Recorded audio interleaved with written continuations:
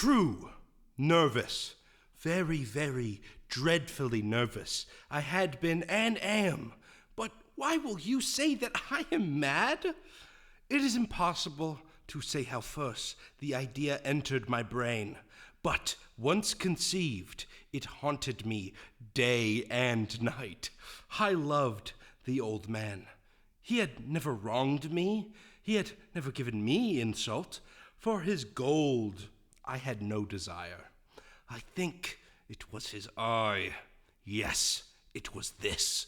He had the eye of a vulture, a pale blue eye with a film over it.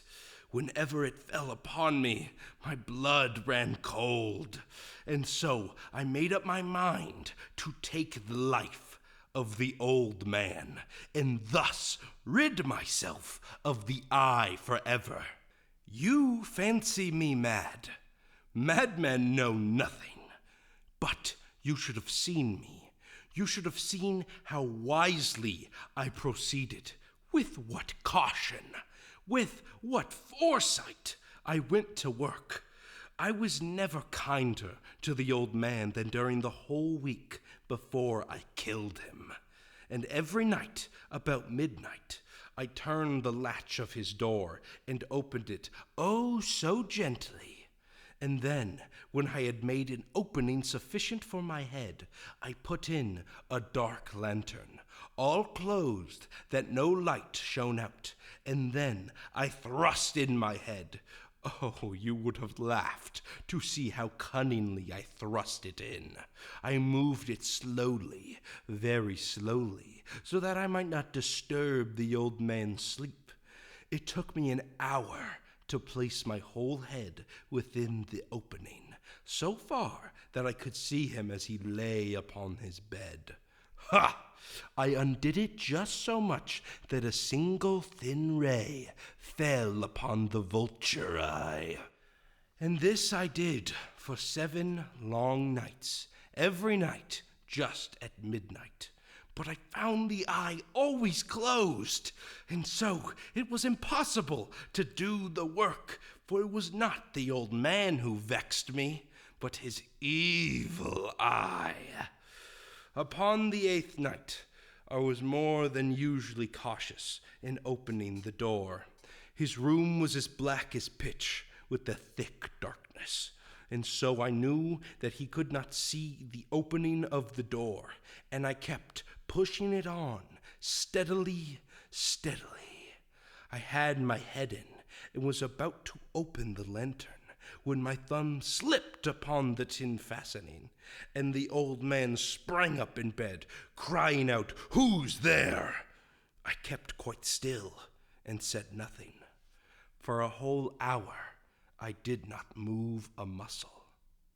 Now, I say, there came to my ears a low, dull, quick sound. I knew that sound well, too. It was the beating of the old man's heart.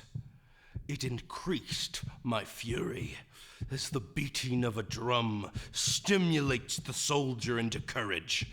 It grew quicker and quicker and louder every instant. The old man's terror must have been extreme. It grew louder, I say, louder every moment. And now a new anxiety seized me. The sound would be heard by a neighbor. The old man's hour had come. With a loud yell, I threw open the lantern and leaped into the room. He shrieked once only. In an instant, I dragged him to the floor and pulled the heavy bed over him. I held it there for a moment. I then smiled gaily to find the deed so far done. At length, the sound ceased. The old man was dead. His eye would trouble me no more. If you still think me mad, you will think so no longer when I describe the wise precautions I took for the concealment of the body.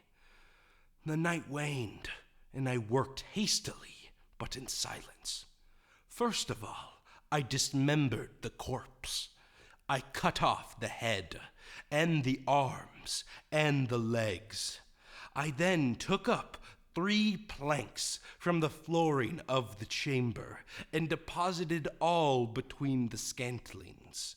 I then replaced the board so cleverly, so cunningly, that no human eye, not even his, could have detected anything wrong. There was nothing to wash out, no stain of any kind. It was 4 o'clock, still dark as midnight. As the bell sounded the hour, there came a knocking at the street door. I went down to open it with a light heart, for what had I to fear?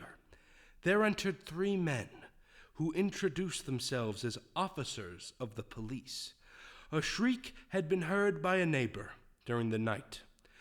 Suspicion of foul play had aroused. I smiled, for what had I to fear? I bade the gentlemen welcome. The officers were satisfied. My manner had convinced them. I was singularly at ease. They sat, and while I answered cheerily, they chatted of familiar things. But I felt myself getting pale, and I wished them gone. My head ached, and I fancied a ringing in my ears. But still they sat and chatted.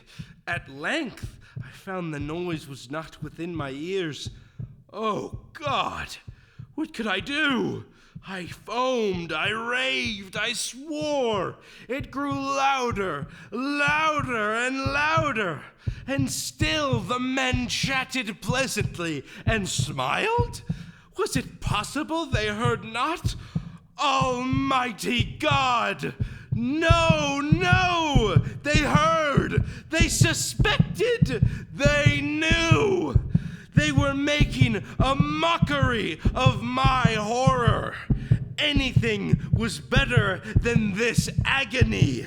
I could bear these hypocritical smiles no longer. I felt that I must scream or die. And now, again, hark! Louder! Louder! Villains! I shrieked. Dissemble no more. I admit the deed. Tear up the planks. Here, here! It is the beating of his hideous heart.